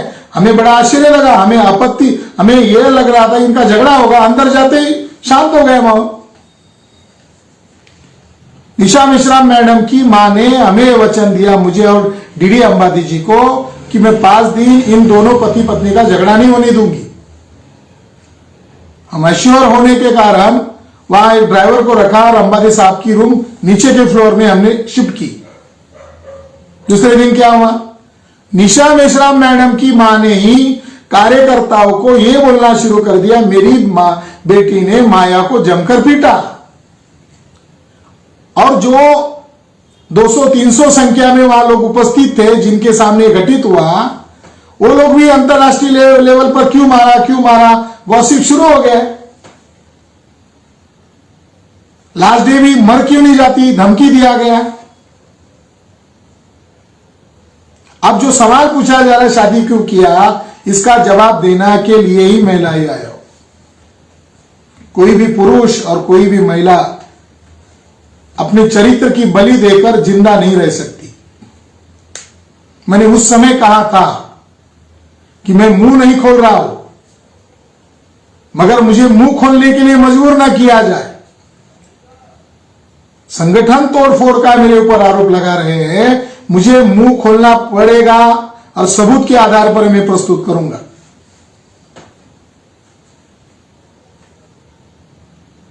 मेरे पास एविडेंस है, शादी वामन मेश्राम जी ने लगाई। 11/12 को सेंट्रल लेवल की सीईसी की मीटिंग थी, वहां गॉसिप शुरू हुआ। दीपक वासनिक जो राष्ट्रीय अधिवेशन का मैनेजमेंट कर रहे हैं, मेरे वॉल पर आकर भद्दी कमेंट कर रहे हैं। मैं उनका रिस्पेक्ट करता हूं। क्या गॉसिप हुआ बताओ ना लोगों को। आपको निशा मेश्राम मैडम ने फोन करके क्या कहा, मुझे कहा था आपने कि बचाओ उसको, माया से वामन मेश्राम को बचाओ। 11 तारीख को शाम को प्रोफेसर गोगले जी के वहां माननीय मेश्राम जी रुके थे, उन्होंने मुझे वहां बुलाया। मेरे साथ मेरे साथी डॉक्टर तुपे थे, हम दोनों अंदर गए। उन्होंने कहा आप अकेले आओ, हम दोनों बात की, इधर उधर की बात की है कि यहां से कार्यक्रम स्थल कितना दूर है, मीटिंग का स्थल कितना दूर है, दोनों का अंतर कितना है। मुझे कहा गया था कि कल की मीटिंग के एजेंडे क्या है, मुझे आपसे बात करनी है। वो तो सीएससी के वरिष्ठ लोगों ने तय की, तो मुझे मालूम नहीं थे, मगर एरिया कितना बता रहे थे। मैंने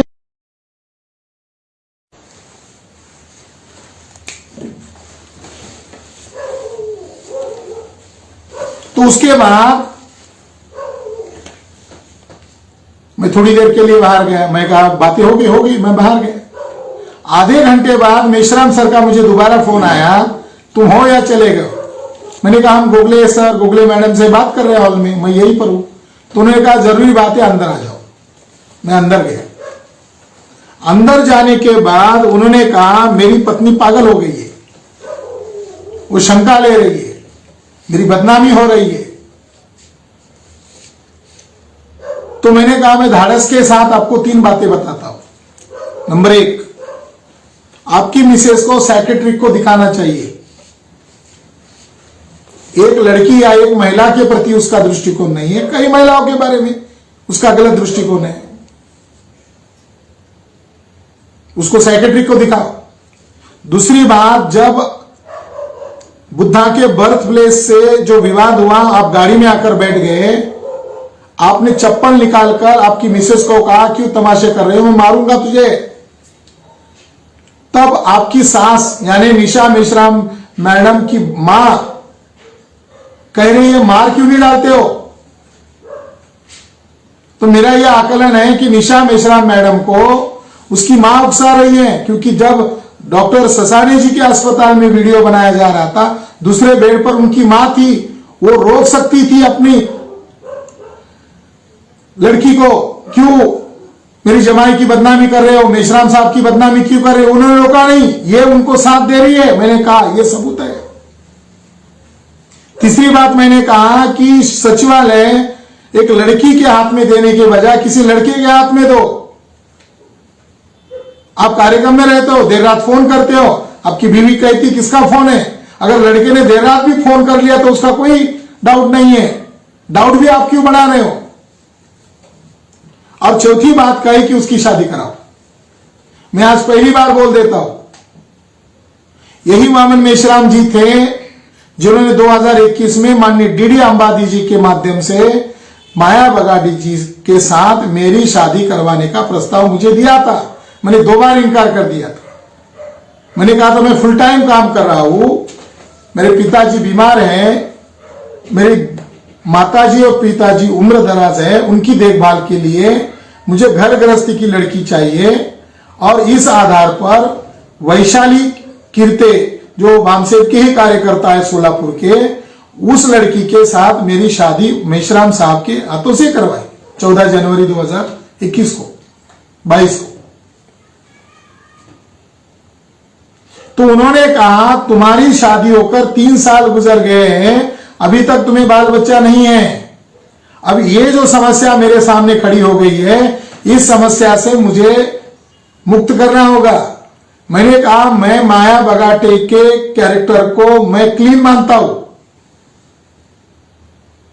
मगर मेरी मिसेज मुझे काम नहीं करने देगी, मेरे घर में बवाल होगा, कानूनन विवाद खड़ा होगा। मेश्राम जी ने कहा मैं उसको संभाल लूंगा, तुम अभी नागपुर के कार्यक्रम होते ही पुणे चले जाओ, उसको थोड़ा समझाने का प्रयास करो, बाकी मामला मैं देख लेता हूं। माया बगाटी जी, मेरा और मेश्राम जी का दूसरे दिन मीटिंग हुआ नागपुर कार्यालय में, वहां यह बात कही गई कि तुम दोनों शादी करो। अब हमारे दिमाग में नेतृत्व, उद्देश्य, विचारधारा, संगठन खतरे में, हमारी सामने जो घटनाएं हो रही है वो देख रहे हैं। संगठन और नेतृत्व की इज्जत बचाने के लिए मैंने और माया बगाटे ने शादी का जो प्रस्ताव उनके द्वारा आया उसको स्वीकृत किया गया।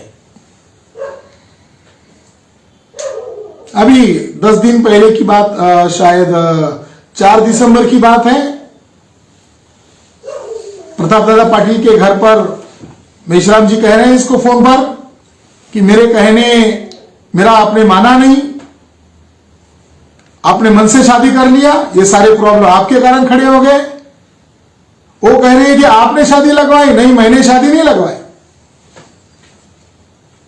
साथियों, अभी 2 एविडेंस मैं आपके सामने प्रस्तुत कर रहा हूं, ढेर सारे एविडेंस है।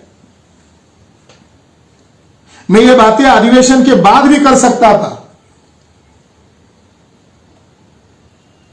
या मुझे मजबूर किया जा रहा है कि मैं संगठन तोड़ फोड़ कर रहा हूं।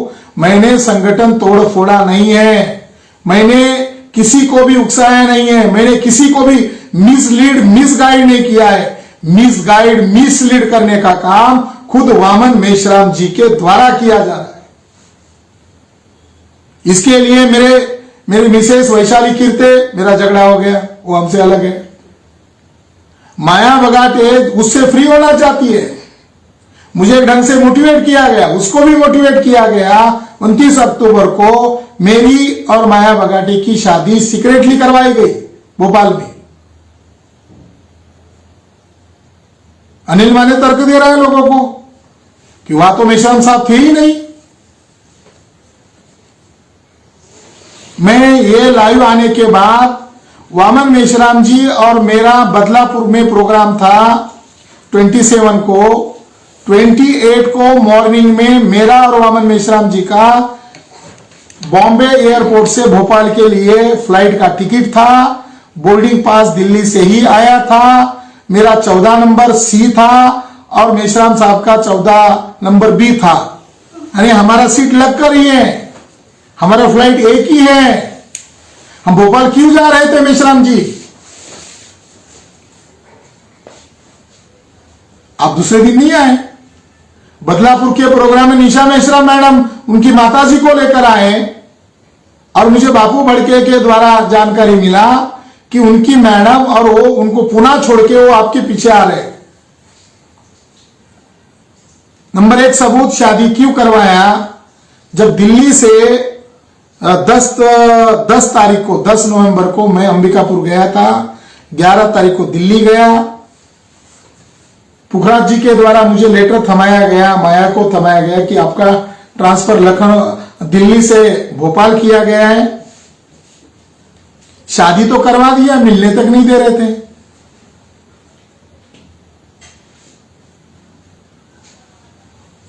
मैंने कहा ड्रामा क्यों किया? फिर ये पॉलिटिकल ड्रामा नहीं तो क्या है? इसने वो सारी बातें उनको बताई तो मेश्राम जी ने असभ्य भाषा का इस्तेमाल किया, अश्लील भाषा का। वो रिकॉर्ड भी नहीं सुना सकता वो। इसने इच्छा मरण की लेटर लिख के दिया तो मेश्राम जी ने एडॉप्ट करने का नाटक किया। एडॉप्ट नहीं लिया है। उनकी मां ने कहा उनको, क्या मेरी परमिशन लिया था? उसकी बहन ने कहा, उसके डॉक्यूमेंट कहां है लीगल एडॉप्ट किया तो? फुल टाइमर महिला नहीं बनती है, ये पहली फुल टाइमर महिला है। रात के 12 साढ़े 12 बजे धक्के मारकर निकाल दिया जाता है। मैं पहला एविडेंस दे रहा हूं। मैं बामसेव के तमाम कार्यकर्ता पदाधिकारी महिला जनों को माफी मांगकर कह रहा हूं कि जो बात मैं आज प्रस्तुत कर रहा हूं ये सुनने लायक नहीं है। आप मुझे माफ कीजिए, मेरा दिल टूट गया है उस आदमी से जिसने मुझे जीवन से उखाड़ फेंक दिया है।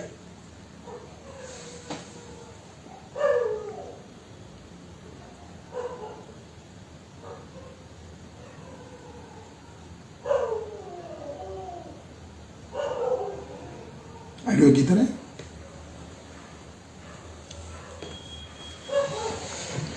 पहला आइडियो है साहब के साथ सेक्सुअल एक्टिविटी करने के लिए उकसा रहे थे। मैं इसको सुना रहा हूं।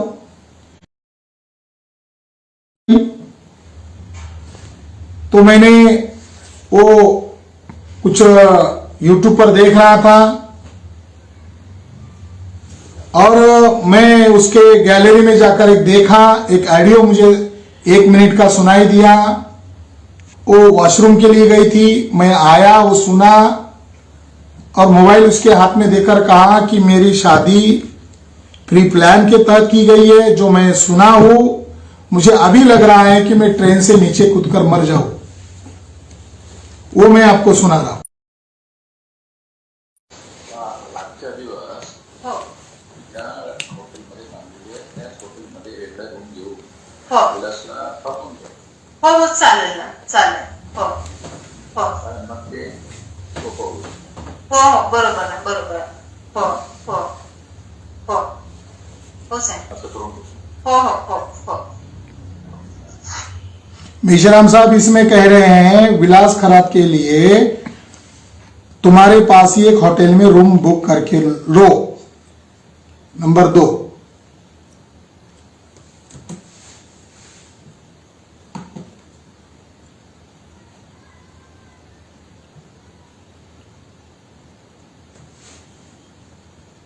हॅलो. एक जे बीओबीचे अकाउंट आहे त्याच्यामध्ये 4 लाख रुपये आलेले आहेत. किती? 4 लाख रुपये. पण हा तर म्हणतो 20 लाख पडाले. हो हो, मी 5 अकाउंट आहेत ना, दुसऱ्यामध्ये 2 तासानंतर येणार आहे. हो ठीक आहे म्हणजे ना, तुमच्या कामासाठी हो चालेल म्हणजे कामासाठी हो. तर काही अडचण येणार नाही ना. नाही नाही, काहीच येणार नाही अडचण. म्हणजे उद्यापासूनच म्हणजे थोडे थोडे पाहिजे होते जे लागते म्हणून, काही येणार नाही अडचण. हो हो. माझे जर पुढे अंबाते साहेब आपला श्रीलंका गेस्ट हाऊस मध्ये आहे. ड्रॉप टाकलं होतं ते, म्हणजे दिवसभर फिरलो ना आम्ही. हा, तर ते थोडं रेस्ट करत होते. आम्ही ते म्हणजे हॉटेल आणि रूम बघायसाठी आलतो. तर ते म्हणजे तिकडे म्हणजे चांगले रूम म्हणजे भेटले नाही. आणि दुसरं की आता उद्या येणार आहे खरा, आज रात्रीच येणार आहे.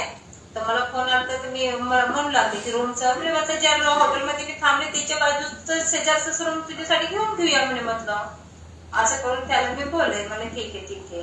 आणि दुसरा मग तो आल्याच्या नंतर ते एक आजच कार्यक्रम आटोपशील. हो ठीक आहे ना, मी बोलते तो का. कारण नंतर घाई गडबड होती. हो हो बरोबर बरोबर आहे. मेश्राम जी कह रहे हैं आज ही प्रोग्राम निपटा लो. मराठी में कह रहे हैं उसका हिंदी अनुवाद हो गया. विलास खरात आएगा, बगल में होटल देख लो, आज ही प्रोग्राम निपटा लो.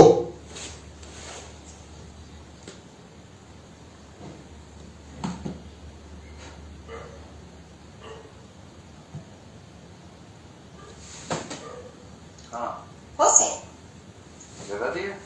हाँ वो अभी उठे, उसको फोन आया था मेरे पास में. हाँ तो अभी मिलते उसी जाके. हो हो हो हो हो हो हो. आणि काय काय करू मग. हो बरोबर. हो हो हो. अच्छा हाँ हो हो हो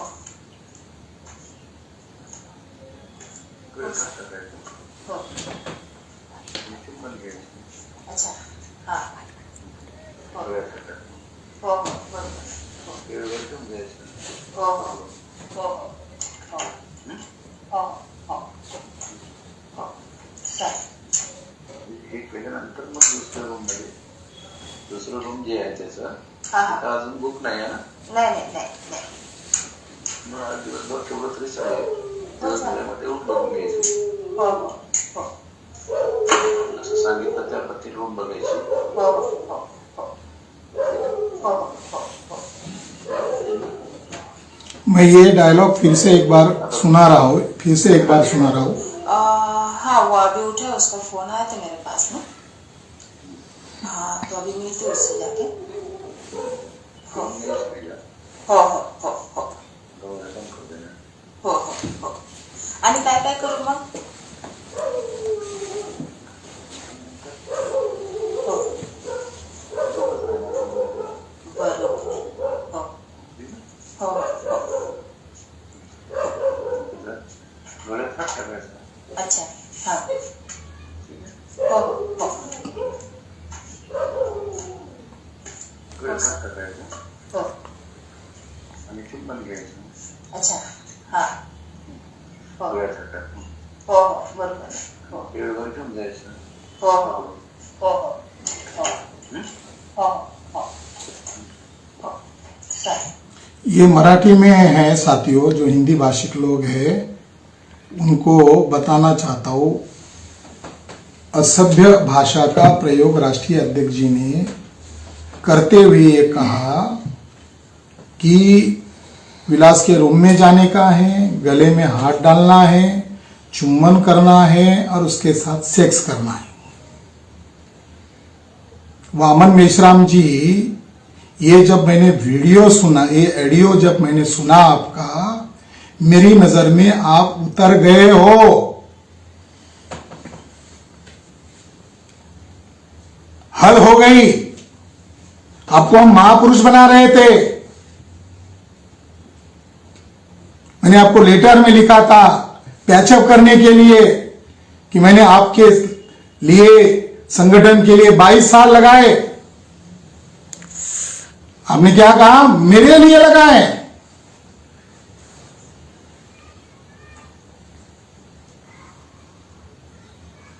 मेश्राम जी की इज्जत बचाने के लिए हम लोगों ने ये दुष्कृत्य किया,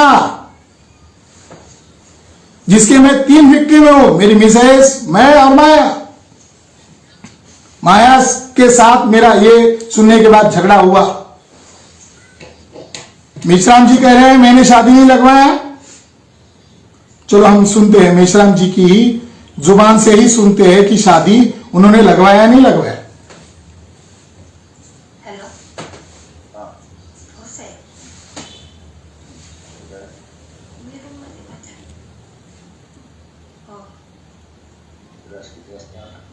रात्री 12:30-1 वाजले होते त्याला.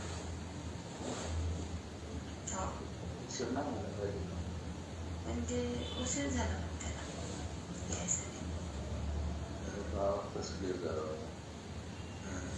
एक ऑडियो है जिसमें मराठी में बात हो रही है। मेश्राम जी पूछ रहे हैं माया को वो कितने बजे आया और तुम्हारा कोई हुआ है कि नहीं, तो वो कह रही है कि हमारा कुछ नहीं हुआ है, वो लेट आया, जैसा आप सोच रहे थे वैसा नहीं हुआ। उसको भी सदमा पहुंचा, इसलिए उसने पूछा क्या करना चाहिए, वो आता है तो क्या करना चाहिए, तो ये राष्ट्रीय अध्यक्ष जी बता रहे हैं ऐसा ऐसा करना चाहिए। बाद में पूछ रहे हैं कि हुआ कि नहीं हुआ, तो ये बोल रही है वो सो गया, दरवाजा खटकाया मगर खोला नहीं। और जो शादी की बात है, मेश्राम जी का ही ऑडियो है। मेश्राम जी क्या कह रहे सुनिए। पप्पा ते उद्या येणार ना का तुम्ही? मी त्या संबंधामध्ये विचार करून राहिलो की तुम्हाला येऊन मदत करू शकतो की येऊन तो फ्रंट सांभाळून मदत करू शकतो, काय कारण की कारण की इकडे म्हणजे हा आरोग्य बोलत आहे. हा साईड मध्ये आहे मी, इकडे चर्चा करत आहे, साहेबांनी याय पाहिजे म्हणून. अच्छा, कोण म्हणत आहे? म्हणजे डोंगरे साहेब, बनकर साहेब यांचं म्हणणं होतं की याय पाहिजे म्हणून. हो हो ठीक आहे, मी तुझा विचार करून सांगते तुला. पण मला काय म्हणत आहे हो हो की तो फ्रंट जर मला सांभाळायचा असेल हो हो तर मला हो तटस्थ राहून मूल आहे करत असेल या मोर्चाच्या आधारावर तटस्थ राहून मी तो मोर्चा सांभाळू शकतो आणि त्याच्यामध्ये संघटनेचं होणारं नुकसान जे आहे ते आपल्याला टाळता येऊ शकते, हे मला बरोबर बरोबर तुला दोन्ही गोष्टी साध्य केल्या पाहिजेत. एक गोष्ट लक्षात ठेवतो, तुला माहित आहे की या प्रकरणामध्ये तुझ्याबरोबर आहे, तुला ही गोष्ट सार्वजनिक न करता सुद्धा कोणाला मग गुप्तपणे महामोर्चा तिच्या ती जी काही करत आहे तिला काउंटर करण्याचा प्लॅन बनवत आहे. काउंटर करण्याच्या प्लॅनचा उद्देश आहे तो मी तटस्थ आहे. मग मी काय करतो, मग तटस्थ आहे म्हणल्यापुढे मला तो प्रॉब्लेम तिला हँडल करता येईल. पण त्याच्यामुळे तुमच्या ह्याच्यामध्ये पार्टी झाले, सहभागी झाले करून राहिले, बरोबर बरोबर बरोबर मग मला तो मोठ्या थांबवता येत नाही. बरोबर बरोबर हो हो कारण अंतिमता काय होणार आहे, त्यांची किती जी आहे ती माझ्या पोटामध्ये येणार आहे. बरोबर बरोबर मग बरोबर. मी तिला म्हणेन की आता या लोकांनी जे केलेलं आहे हा आता हा दिवस झालेला आहे हा त्याच्या उलट तुम्ही हे उठून टाका. हा 15-20 मिनिटं अर्ध्या तासापेक्षा जास्त वेळ लावू नका. हा हा हा ते उठून झालं हा की तुम्ही तिथून निघून जा याच्यामध्ये आपल्या हो साचीला हो हो हो बाकी मोर्चा आहे हो हो आपलं हे आदिवासी एकता परिषदेचे अध्यक्ष आहेत हो त्यांचा पण टेलिफोन आला होता. त्यांना पण तिने चिठ्ठी लिहिली. अच्छा असं ती म्हणत होते. त्याच्यावरून म्हणजे असं लक्षात येऊन राहिलं की तिचा उद्देश काय आहे की मी हे थांबवावं, माझ्यावर दबाव टाकण्यासाठी ती संघटनेचं नुकसान करण्याच्या कामामध्ये लागली. अच्छा मग मला संघटना वाचवण्याच्या दृष्टिकोनातून, संघटनेचं होणारं नुकसान वाचवण्याच्या दृष्टिकोनातून मला रणनीती आखावी लागेल आणि त्या रणनीतीचा महत्वपूर्ण भाग म्हणून ऍक्शन राहील. ओके तिला गौरवली माहिती आणि तो मोठ्याने सांगतो. मग मी राहीलच असतात तिला पण माहिती होईल ना की तिथं उपस्थित आहे नाही.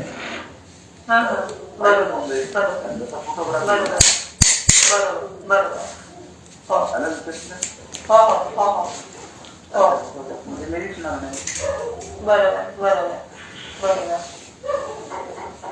त्यामुळे हा मोर्चा व्यवस्थित आपल्याला सांभाळता येईल. ऍक्सिडेंट मिळालं की ते माझ्याकडे येईल. लक्षात आणि मग मी हा मोर्चा तुझ्या बाजूला सांभाळतो. तिला म्हणजे जसं म्हणजे रेकॉर्ड सरांचा फोन आला का तुम्हाला? हो ओके त्याच्यावरून मी अंदाज केला त्याच्यावरून ती काय करू शकते, तिचा काय उद्देश आहे मी सांगावं. मी सांगावं यासाठी ते दुसऱ्या लोकांकडून माझ्यावर दबाव टाकण्यासाठी असं करून राहिली. असा त्याचा अर्थ आहे. बरोबर आहे. असलं ना तुझ्या बरोबर हो कारण तिने थांबवण्याचा मुद्दा विलासनीचा मुद्दा होता. बरोबर त्यासमोर तुमचा पर्याय नाही.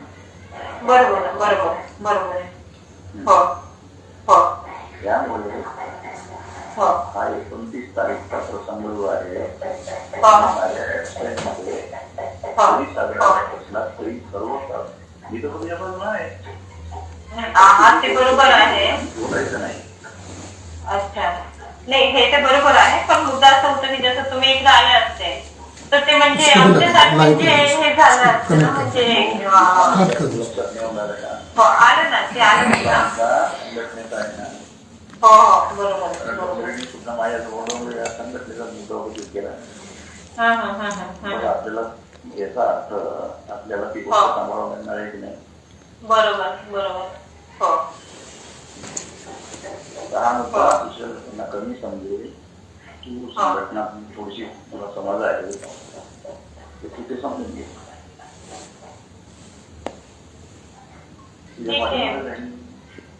नाही बरोबर आहात की आहात म्हणून पण म्हणजे आतापर्यंत म्हणजे की तुम्ही येणार मग एकदम हे त्याच्याकडून त्यांनी टेलिफोन केला ना तिथून मला टेलिफोन आला त्याच्यानंतर त्या गोष्टीचा विचार केला. बरोबर आला लक्षात. नाही तर मी तुला आता टेलिफोनच करणार होतो तिकटासाठी. म्हणजे पुण्याला पोहोचल्यानंतर ते ट्रॅव्हलिंग करता जरा टेलिफोन आला पुण्याला पोहोचण्याच्या अगोदरच. मग मी त्यांना पुण्याला पोहोचल्यानंतर तुम्हाला टेलिफोन करतो. मी त्यांना टेलिफोन केला. काय म्हटलं काय म्हणतो कशासाठी केला होता म्हटलं असं लेटर आहे म्हटलं माझ्या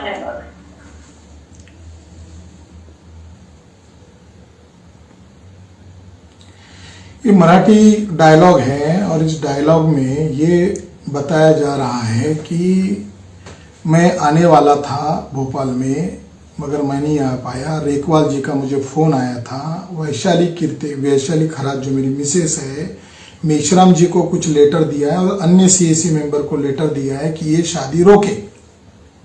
तो रेखवाल जी के फ़ोन आने से मैं अलर्ट हो गया हूँ, मगर आप दोनों शादी कर लो, आप दोनों के पीछे मैं ही हूँ। मैं दूसरा मोर्चा संभालूंगा, कानूनन मोर्चा संभालूंगा, संगठन के अंदर का भी मोर्चा संभालूंगा, ऐसा मेश्राम जी ने बार बार कहा। और ये हर हालत में शादी करो ये कहा। आप कैसे डिनाई कर रहे हैं?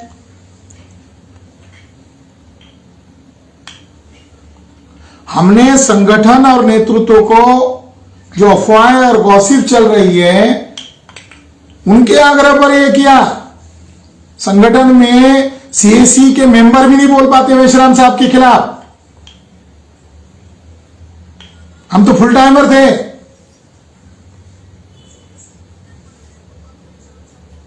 तो आज जो ड्रामा किया जा रहा है चरित्रों को लेकर, माया को लेकर या मुझे लेकर, जो पोस्ट डाली गई वो पॉलिटिकल पोस्ट है कि माया निर्दोष है, विलास खराती दोषी है, ताकि माया का इस्तेमाल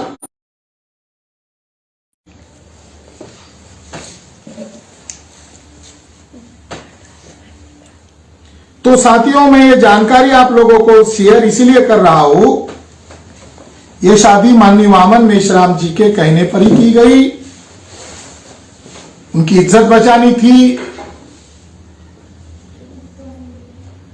और उन्हीं के द्वारा अभी चरित्र हनन का अभियान चलाया जा रहा है, क्योंकि विलास खरात को उन्हीं ने निकाला।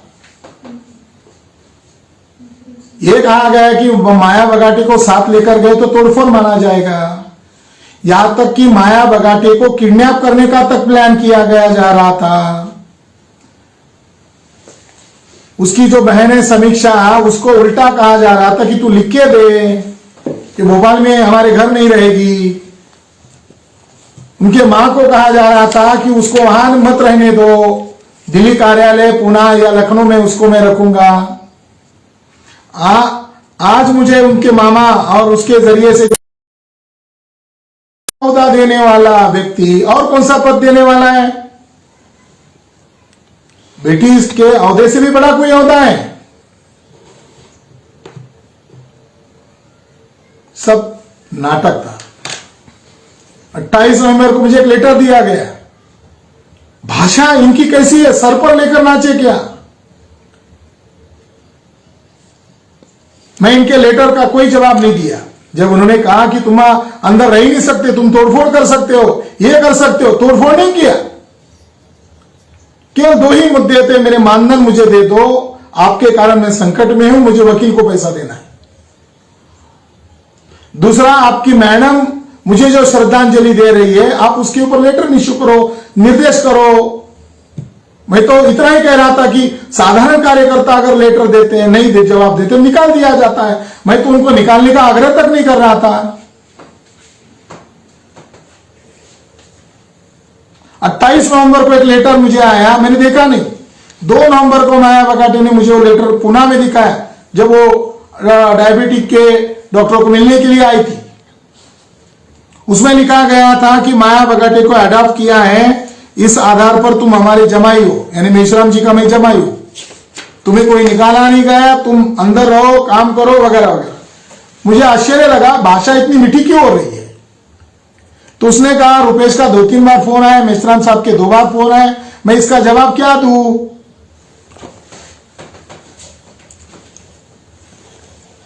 तो मैंने उसको कहा कि मुझे यह सोचने के लिए 3 दिन लगेगा, इसका जवाब देने के लिए मुझे सोचना पड़ेगा। यह अचानक भाषा क्यों बदली जा रही है? कोई कॉन्स्पिरेसी तो नहीं है। आधे घंटे के बाद जवाब आता है कि वो सीमित समय के लिए ऑफर था, वो पत्र अब हम वापस लेते हैं, कोई जैसे दिवाली का ऑफर चल रहा है। मुझे जमाई बनने के लिए संगठन में नहीं है। मैं फुले शाहू अंबेडकर की विचारधारा का प्रचारक हूं। मुझे प्रचारक भी उन्हीं ने बनाया था, मुझे किसी दूसरे ने नहीं बनाया था। भोपाल में आकर माया की बहन को और माया की मां को कहते हैं कि मैं तुम्हारी बेटी का कल्याण करने के लिए उसे एरशाद शादी करवाया। विलास के अलावा दूसरा कोई सुटेबल लड़का नहीं है। वो दोनों की जिम्मेदारी मेरी जिम्मेदारी है। आज उनके घर में मातम है। वो कह रही है कि वो महान व्यक्ति अश्वर कर रहा था कि उनकी जिम्मेदारी मेरी जिम्मेदारी है, तो उसने उस व्यक्ति को क्यों निकाला जिसके साथ शादी किया? उसको गद्दार क्यों कह रहे हो? उसको तोड़फोड़ करने का आरोप क्यों लगा रहे हो? और मेरी बेटी को हमसे ही अलग करके कहां किडनैप करके लेकर जा रहे हो? साथियों, ये महानता का प्रतीक नहीं है, ये महानता का उदाहरण नहीं है, ये घटियापन का उदाहरण है। मैंने सभी साथियों को कहा मैं कुछ प्रतिक्रिया नहीं करूंगा, मगर जो वैसा जवाब देंगे मुझे मजबूर होकर बोलना पड़ेगा। मैंने कुछ नहीं मंगला थोरत को कहा, एक ही बात कही कि अनिल माने के कारण, वही कहने लगी अनिल माने और थोरत का जमता नहीं है, आप उदास हो, आप कहा अब ये नहीं हो वो नहीं हो। मैंने कहा मुझे कुछ नहीं है, आप काम करो।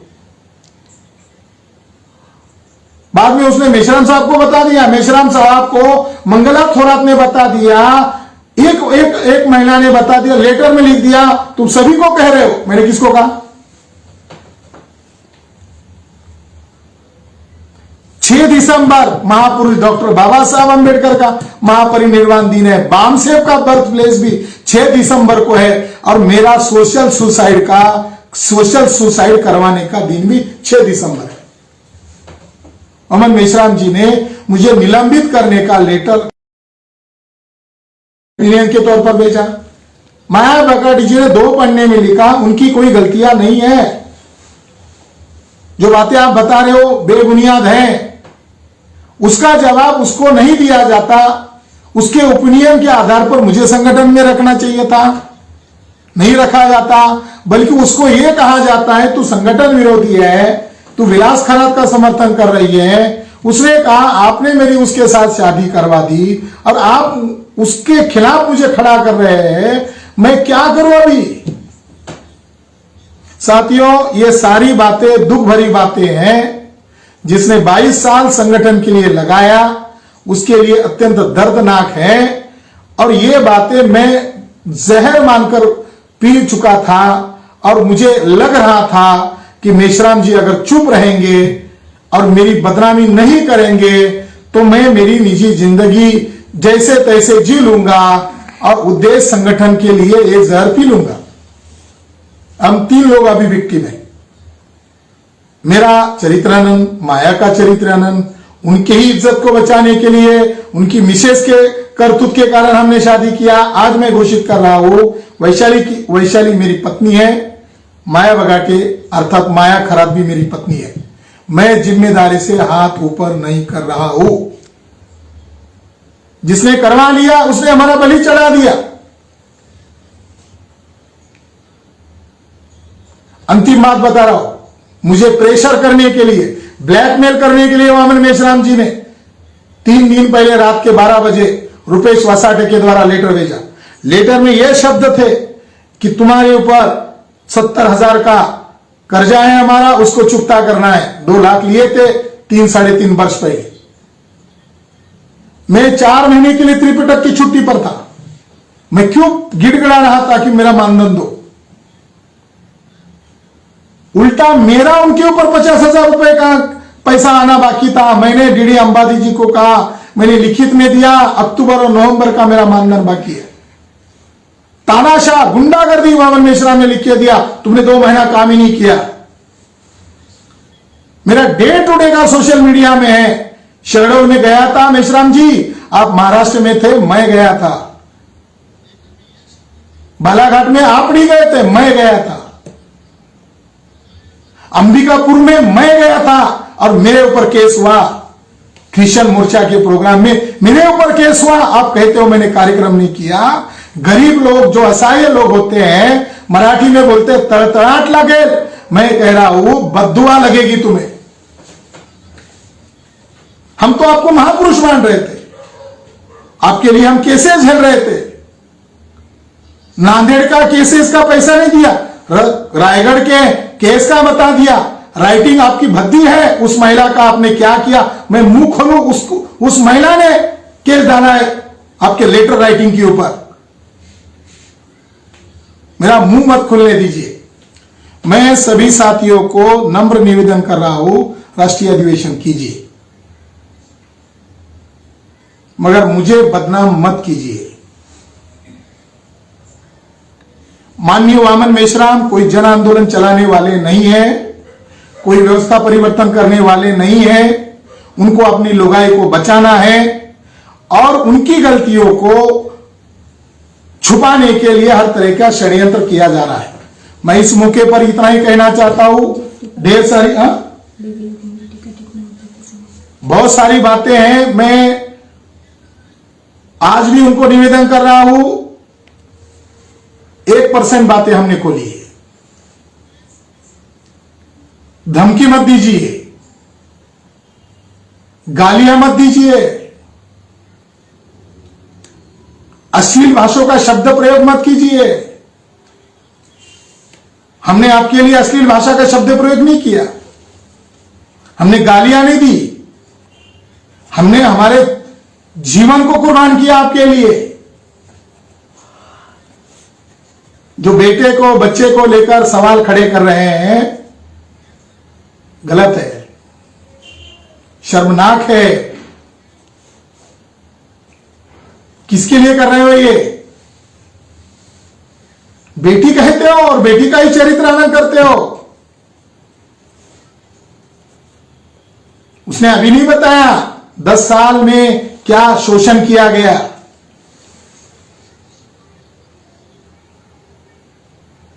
क्या शोषण किया गया मैं सुन रहा हूं तो मुझे शर्म लग रही है कि मैं इस आदमी के साथ 22 वर्ष क्यों बिताया जो किसी महिला का, लड़की का सम्मान नहीं कर पा रहे हैं। इसलिए मेरा मुंह मत खोलिए, मैं विलन नहीं हूं। मैं फुले शाह अंबेडकर की मूवमेंट को अब मैदान में उतर रहा हूं, बचाने के लिए उतर रहा हूं। मैं तो चुपचाप रहने वाला था, आपके द्वारा, आपके कर्मों के द्वारा मेरा घर परिवार उद्ध्वस्त कर दिया, उसको बचाने में लगा था, उसको समेटने में लगा था।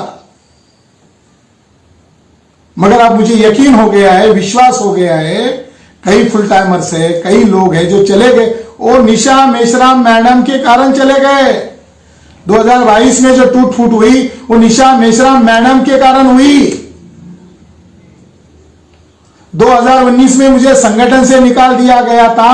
मेरा आग्रह केवल इतना था मेश्राम जी से कि अयोध्या के केस मैटर में हमें एंट्री करनी चाहिए। उन्होंने कहा करो, डाटा निकालो, मुस्लिम वकील को मिलो, रिपोर्ट्स इकट्ठा करो। सब मैंने इकट्ठा किया।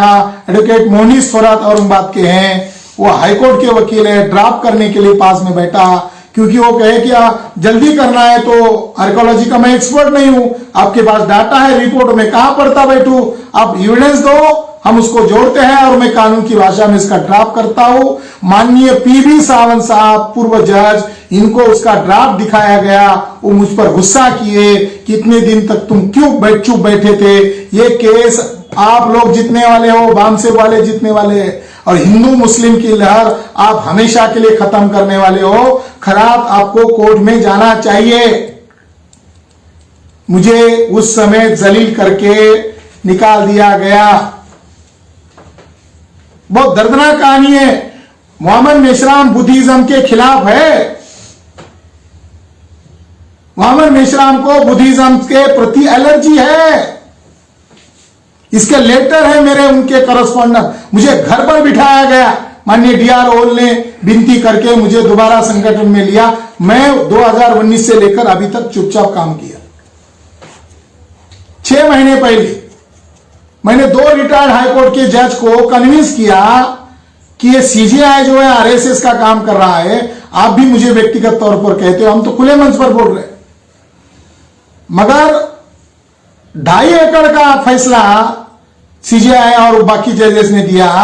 अब वो जगह 109 एकड़ हो गई है और वहां पर बुद्ध के 4 स्तूप है और एक स्तूप में बुद्ध की अस्थि कलश है। तो मेरी संवेदना ऐसी कह रही है कि राम मंदिर का दायरा 109 एकड़ नहीं हो सकता। क्या ऐसी केस दोबारा हम डाल सकते हैं? दोनों जजेस ने मेरा आधा घंटा सुना और कहा कि यह देश हित के लिए जरूरी है। फिर मैंने कहा हम बड़े वकील को लगा सकते हैं। मेश्राम जी ने मुझे कहा है, कभी नहीं लगाए। मगर मैं आपको हाथ जोड़ के विनती करता हूं, बड़े बड़े वकील पैसों के सहारे आएंगे, मैं आप दोनों को काला कोट पहनकर वकील के तौर पर हमारी तरफ से आप क्या सुप्रीम कोर्ट में खड़े रह सकते हैं? दोनों जज ने मुझे हाँ कहा। वो दोनों जज ओबीसी थे, एक महाराष्ट्र के जज थे रिटायर्ड हाई कोर्ट के और एक उत्तर प्रदेश के जज थे। मैंने खुशी से उनको मेश्राम जी को बात कही।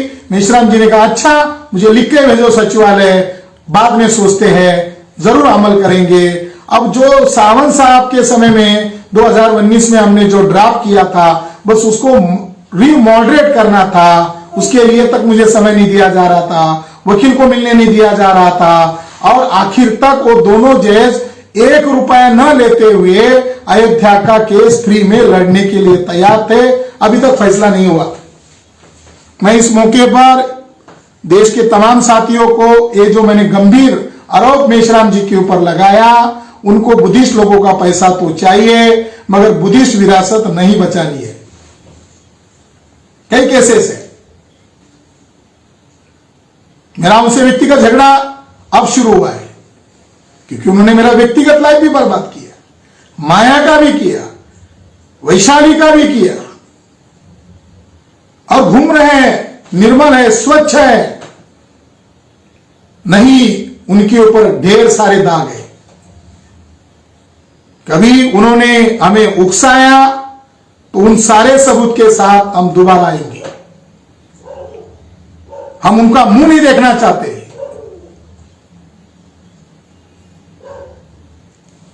उनका हमसे कोई नाता नहीं है, वो भी हमारे से कोई नाता ना रखे।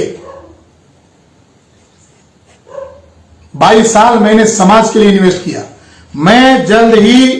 मैं आज इस लाइव प्रोग्राम से मैं बुद्धिस्ट ऑर्गेनाइजेशन की घोषणा कर रहा हूं और उसका बाज़ाब्ता एक प्रोग्राम करके हम मैदान में उतरेंगे। हम बाबा साहब अंबेडकर के मिशन को पूरा करेंगे। मैं किसी के साथ जुड़ा नहीं हूं। आपने उनको गद्दार घोषित कर दिया क्योंकि आपकी डिक्शनरी में सही को गद्दार है, आपकी डिक्शनरी गलत है। मैं उन लोगों के साथ मिला नहीं हूं।